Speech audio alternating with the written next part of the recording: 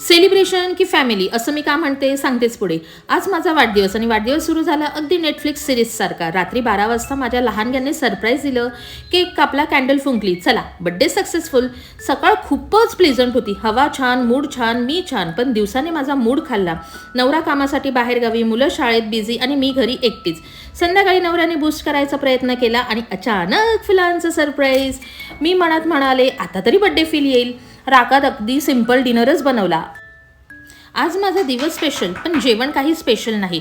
मग देवी मातेसाठी हवन केले, कारण वाटलं माझा मूडसाठी आता देवी माताच काहीतरी करणार. आणि मग प्लॉट ट्विस्ट, नवऱ्याने दिलं एअर फ्रायर गिफ्ट.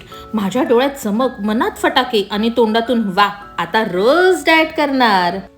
आणि शेवटी ग्रँड फिनाले, माझी बेस्ट फ्रेंड घरी आली. पुन्हा केक कापला, हसू आलं, मूड परत आला.